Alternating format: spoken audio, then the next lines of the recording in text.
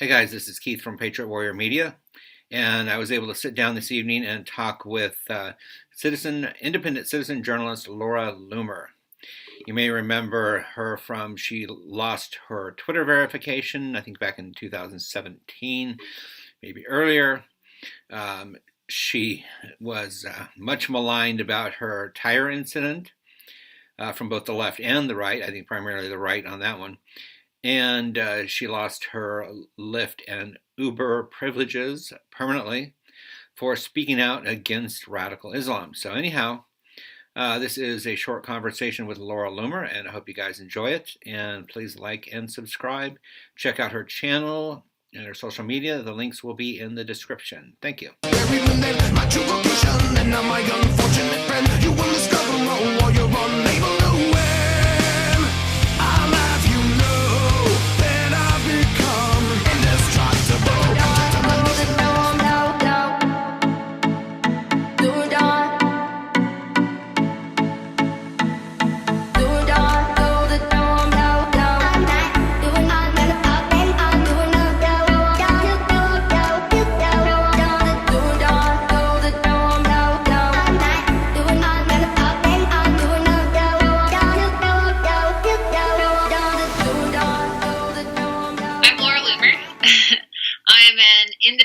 Citizen journalist, and I began my journalism career when I was in college. I was very political, president of college Republicans at Barry University in Miami, Florida, and there were a lot of issues with political correctness that bothered me, and I began to speak out about it, and I started to realize that my voice actually mattered when some of my posts on Facebook, I always shared my opinions on social media. And one of my posts actually went viral one day and got a lot of coverage. And, after that, I realized that I had a serious passion for journalism. And then my senior year of college, I was working for a Fox affiliate station in Miami, and then I began working with Project Veritas. And my senior year of college, a month before graduation or so, I made a video to basically expose, the PC culture on college campuses. And, I was able to convince the administrators to allow me to create an ISIS club. And the video went viral, and, the university ended up kicking me out because they were just so, just upset about the video. But it made a lot of headlines and made a point. And after that, I began working for Project Veritas full time, where I worked for them for about 2.5, 3 years or so, as an undercover journalist, and then also as a communications director. And now I'm independent. So it's great. I really enjoy it. And I learned a lot about, source development, and really just how to investigate during my time working for James O'Keefe at Project Veritas. It was a really great experience for me. What would you say would be the highlight of, or maybe the main thing that you worked on with James? Let's see. There's so many stories I worked on. Probably the stuff that was most impactful was probably during the election, the 2016 campaign. I was undercover in Hillary Clinton's campaign, and so I was exposing voter fraud and other aspects, within her campaign that were very problematic all across the country. And, those videos really, when I was undercover in the campaign, were probably most impactful. Although really most of my stories were, very successful at Veritas and, made statements. But for sure, the peak of my investigative work at Veritas was probably the work I did regarding voter fraud. And then you worked for Rebel Media a little bit too, right? Yeah, after Veritas, I left Veritas because I wanted to not be undercover anymore and have my own brand, and so I went to work for Rebel, and I was with them for a couple months or so, but, it really wasn't a perfect fit for me, and I wanted to have more editorial control over what I would do, and I didn't really want to have to be limited to a filter as to what I could and couldn't say.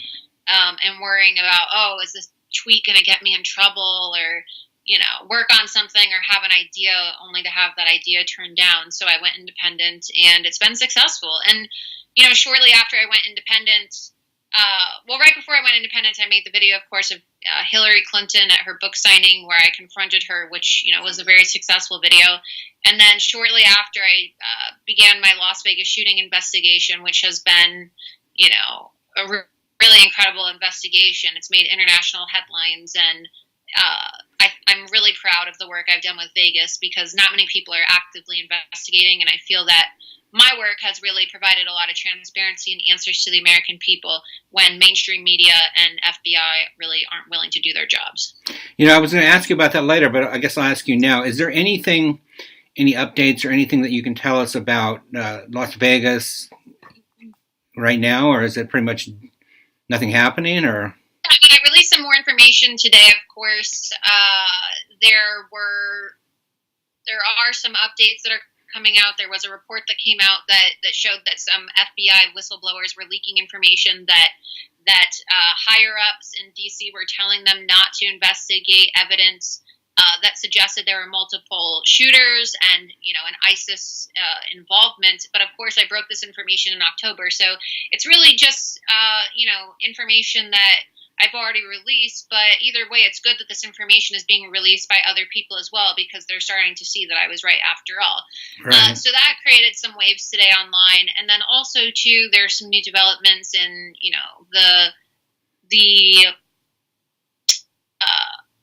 involvement or possible involvement of Brian Hodge, who claimed that he was in the room next door to Stephen Paddock when the shooting began, right.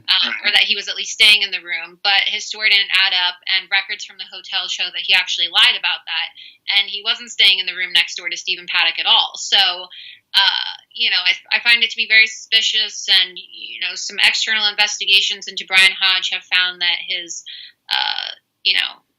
activities prior to and after the Las Vegas shooting are really concerning and really, in my opinion, call for further investigation by authorities. But it just goes to show you how sloppy the FBI is and how, it's scary to think that just with my cell phone and my laptop, I'm able to do more investigative work than these billion-dollar mainstream media corporations and get more answers to the public than the FBI and Las Vegas Metropolitan Police Department's been able to in, 6 months now? Well, I think mainstream media doesn't want to get down to the truth. You're one of the few that do want to get down to the truth. Exactly. Oh, go ahead. No, exactly. And I think that we're really seeing that because a lot of my colleagues and we've reached out to mainstream media with some of the intelligence we've received and, some of the information, whether it be receipts or testimonies from witnesses, and we've been ignored by the mainstream media. So they really honestly don't really care about giving answers to the public about the Las Vegas shooting or finding out what happened like they say they do. Right. You'll see, like on Fox News, for example, a lot of these people will just do their little stand-ups in Vegas for the night to get ratings, to excite people. Oh, we're going to Vegas to get more answers. But then, it's nothing that they couldn't have done from a studio in New York or D.C. They're not really doing hard-hitting journalism when it comes to Vegas. So, right. I wouldn't really recommend people to rely on the mainstream media for their Vegas coverage. I would look for alternative independent media sources because whether it be Vegas or Parkland or any of these other events that are taking place, the mainstream media doesn't really get information to the people as fast as social media is these days. Oh yeah, no way. So who do you respect? Who would you follow? Who would you recommend as far as independent journalists? James O'Keefe, Mike Cernovich, Paul Joseph Watson, Alex Jones, people like that.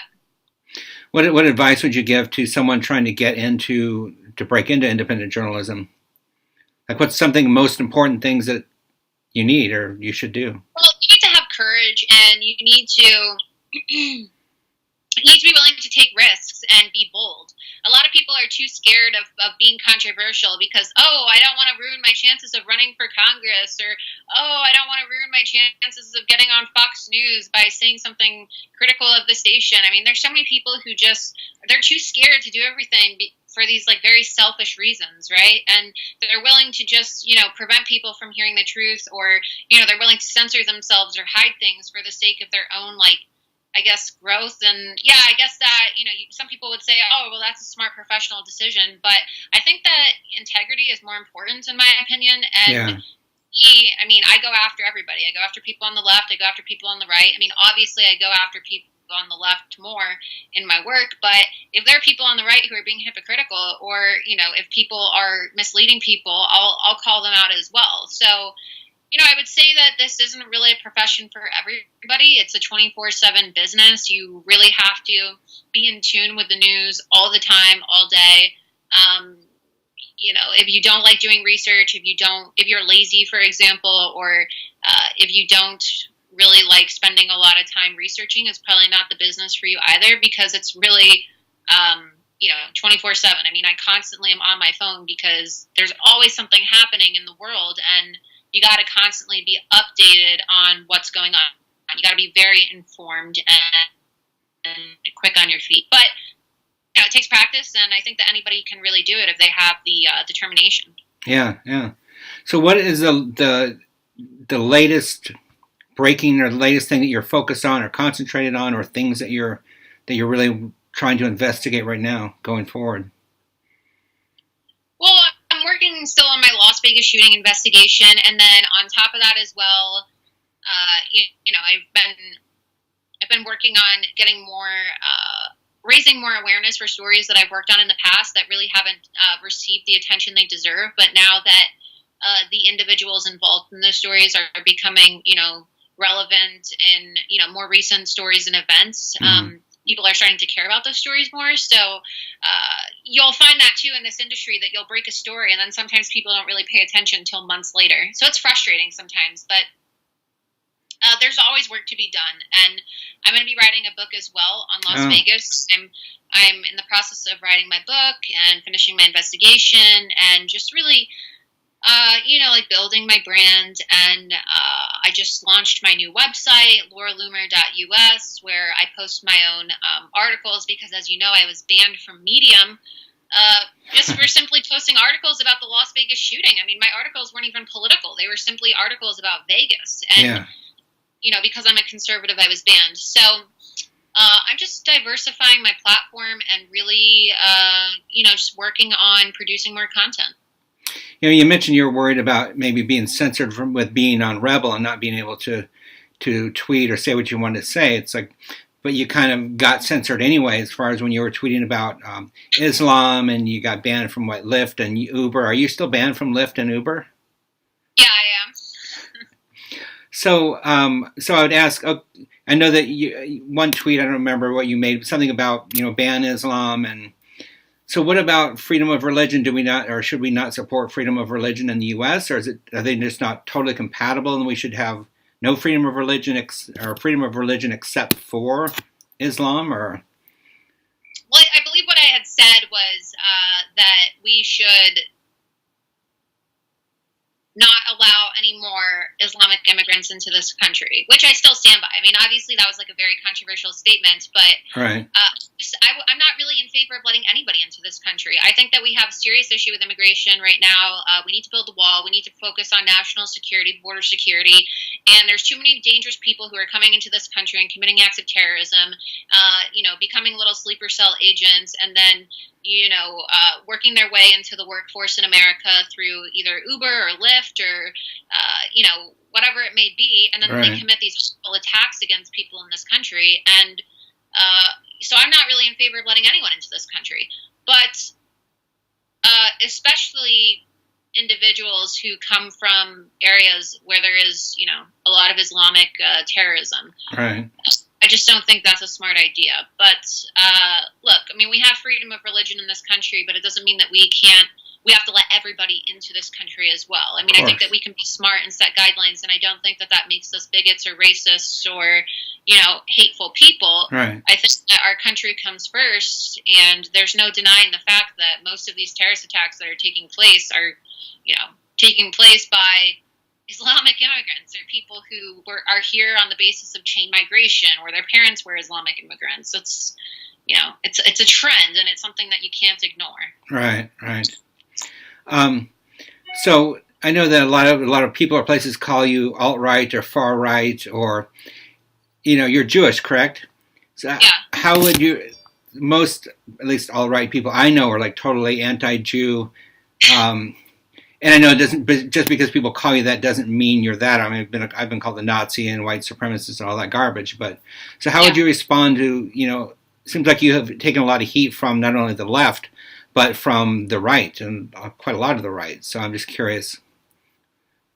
Yeah, I mean, look, I don't really necessarily think that everybody in the alt-right is conservative. I mean, a lot of them, if some of them identify as Nazis. I mean, not all of the alt-right identifies that way, but there are some people who, they're fine with calling themselves Nazis. And when you look at Nazism, it's a left-wing ideology. So I don't really understand how those people who choose to call themselves Nazis are also going to call themselves right-wingers, because there's nothing right-wing about Nazism at the end of the day. Right. So, for people who call me alt-right, the alt-right doesn't really like me. I mean, of course, there are some individuals who do, but I don't really know of any Jews in the alt-right, and I'm definitely not a supremacist. And on top of that, I've also been very critical publicly. I mean, I've had conversations with members of the alt-right, and I can be civilized with them, but for the most part, a lot of the people in the alt-right don't really like me because of my views, and some of them don't like me because I'm Jewish. But not everybody in the alt-right is a Nazi. Oh, no, definitely. Yeah, I know a number of people in the alt-right, and they're definitely not Nazis, so. Yeah, and look, I don't really even like these labels. I mean, if I had to classify myself, I guess I would be more new right, if anything, but, I'm a conservative, and, I support nationalism, of course, but, like I said, it doesn't make me a white supremacist, so, I think people get really hung up on these labels, but... they're kind of pointless at the end of the day. Yeah, I agree. So what was this? Okay, I got to ask about the tire. And I remember seeing a Laura Loomer's tire Twitter account one time. And who set that up? I mean, what was the story behind that? There's so many memes and people who just create these accounts. I have no idea. But, people really went after you about that, crazy.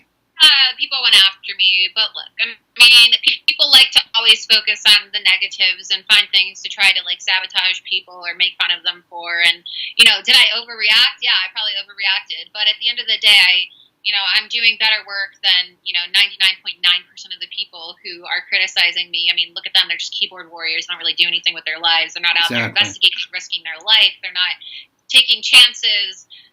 They're not really doing hard-hitting journalism. So, look, I mean, it's funny, it's a meme, I laugh at it sometimes, but I don't really let it get to me because, there's always going to be people online who find something to use against you when they, want to,